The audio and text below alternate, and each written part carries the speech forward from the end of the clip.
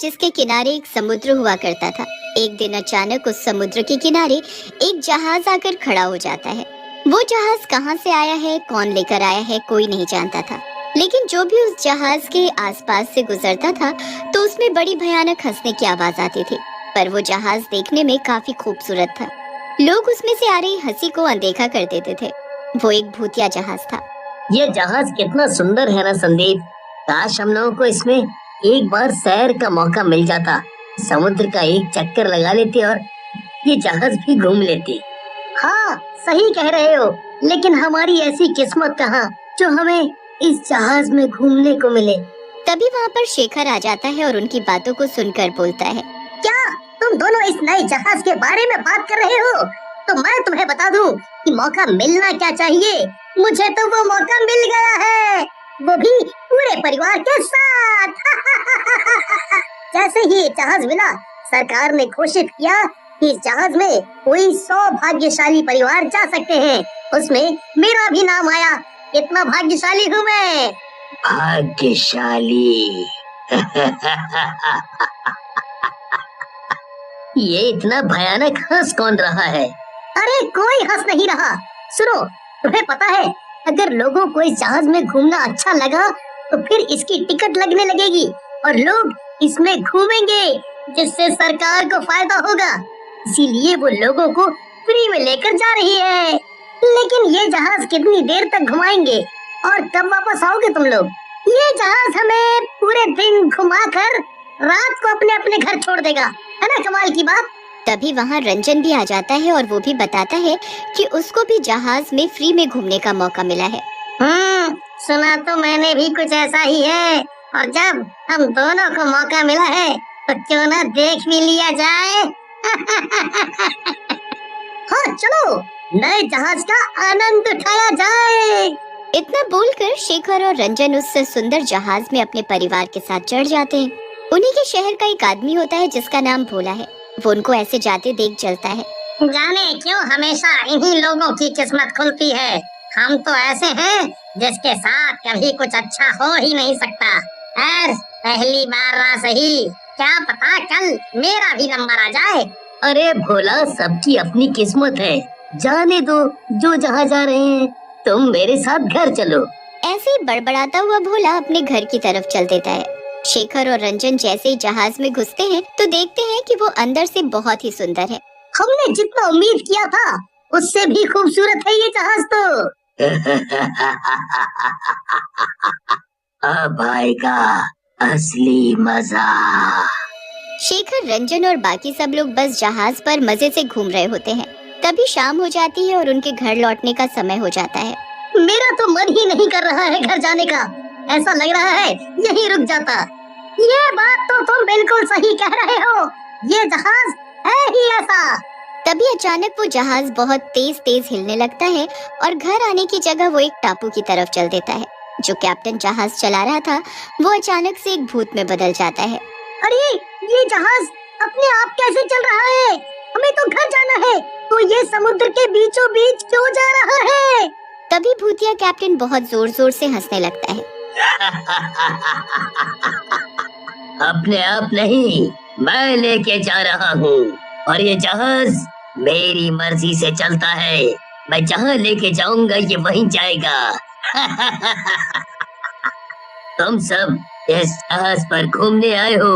वो एक भूतिया जहाज है जो सालों पहले समुद्र के बीचों बीच डूब गया था, और सिर्फ मैं ही नहीं, मेरे साथ हजारों लोग भी डूब के मर गए थे।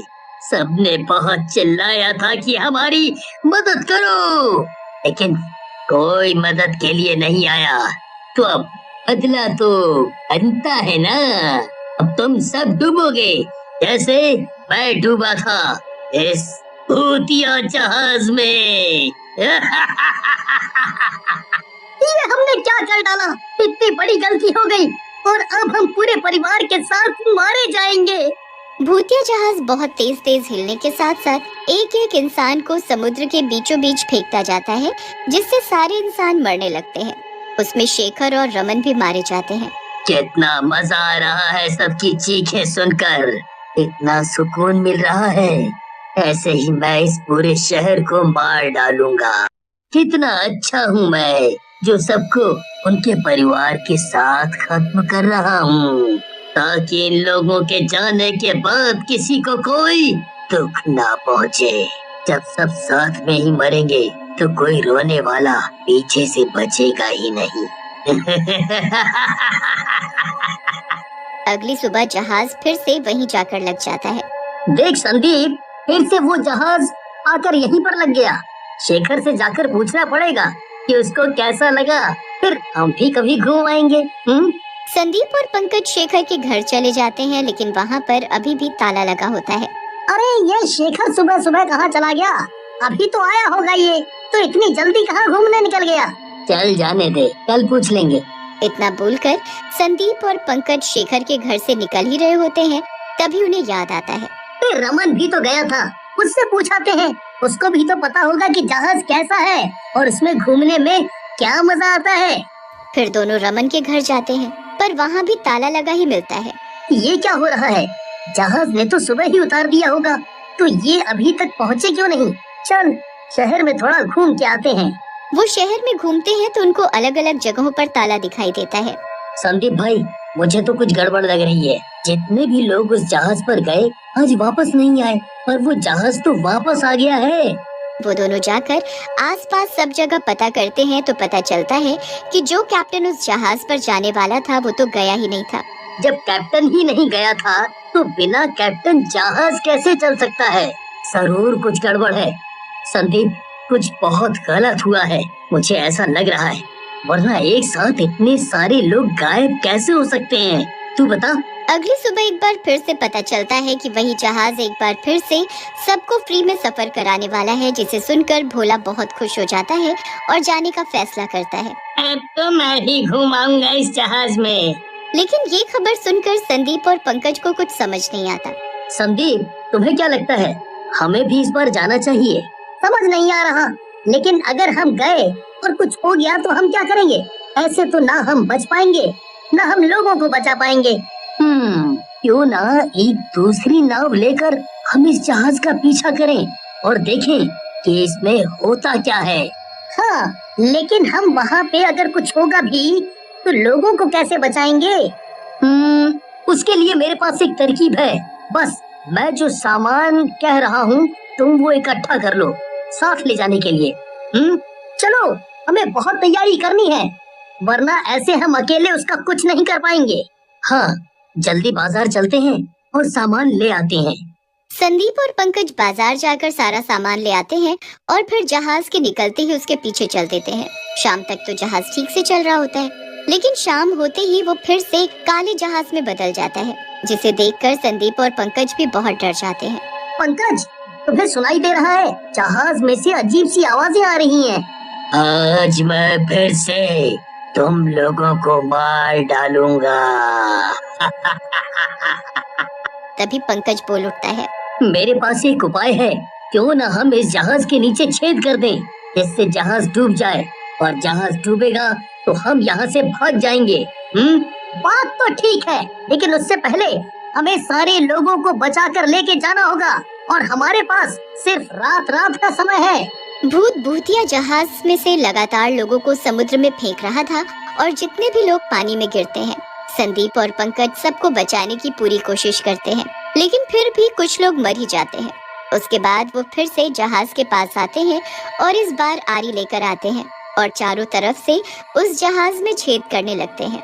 कौन है जिसकी इतनी हिम्मत हुई ये मेरे जहाज को नुकसान पहुंचा रहा है? लेकिन पंकज और संदीप बिना डरे जहाज पर तेज तेज आरी चलाते रहते हैं। लगे रहो पंकज, जरूर हमें सफलता मिलेगी। हाँ, मैं पूरी कोशिश कर रहा हूँ संदीप, और हमें सफलता जरूर मिलेगी, तुम भी लगे रहो। थोड़ी देर बाद जहाज में छेद होने लगता है, जिससे वो जहाज एक बार फिर डूबने लगता है।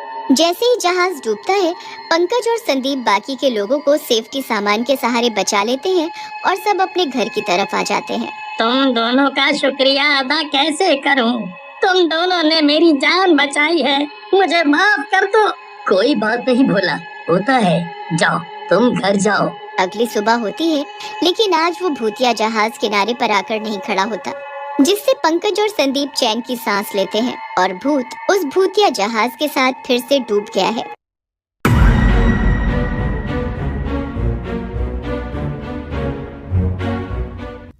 मेहुल पार्क में न्यूज़पेपर पढ़ रहा था। एक अननोन पर्सन मेहुल के पास आता है और अपने सामान की चोरी होने के बारे में बताता है। उस मैन की पूरी बात सुनने के बाद मेहुल इन्वेस्टिगेशन करने लगता है। सर्चिंग करने के बाद मेहुल को बार के बाहर वो तीनों चीजें मिल जाती है। जैसे ही मेहुल बार के अंदर जाता है, मेहुल को 4 पीपल्स नजर आते हैं। इन चारों को देख के मेहुल समझ जाता है इन चारों में से एक चोर है। दोस्तों, क्या आप इन चारों को अच्छी तरह देखने के बाद बता सकते हो इन चारों में से वो चोर कौन है?